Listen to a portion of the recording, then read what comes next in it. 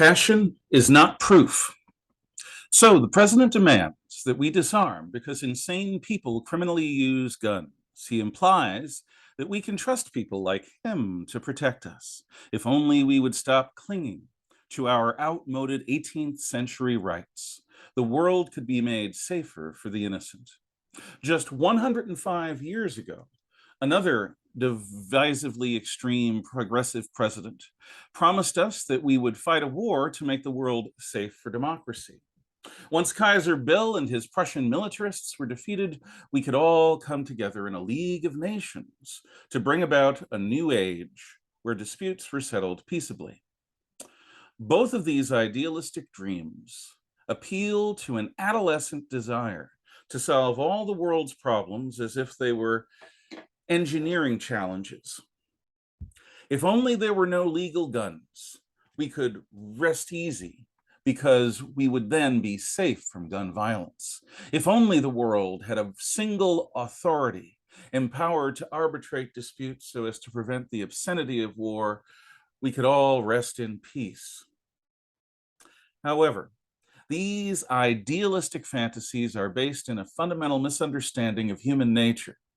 Guns are a means to the end of violence. In a gun-free Britain, they are experimenting with knife control because violence has continued unabated. Reason is an effective means of resolving conflicts if and only if both sides determine to be reasonable. Taking away one's right to bear arms will not make us any safer in our civilian lives than the League of Nations and the United Nations organization shielded us from war. The problems of individual and collective violence cannot be solved through laws that seem logical to genteel advocates of reason.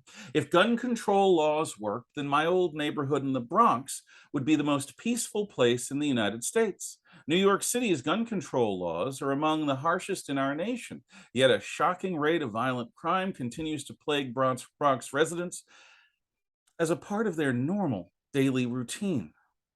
If the United Nations organization could keep the peace, then Russia would have never invaded the Ukraine. Does anyone believe that the UNO would deter the Chinese Communist Party from trying to conquer Taiwan? The only times that the UNO effectively acted to oppose wars of aggression were in 1950 Korea and 1991 Kuwait. Gun control has never, ever worked in the fashion that its advocates promise.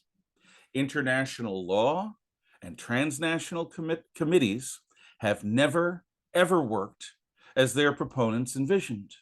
The fervency of their convictions are belied by the reality of their policies' consistent and predictable failures. As with communism, true believers say that the reason their gun laws never work is because they are not universal. If only everyone were bound everywhere to their restrictions, their utopia would be born.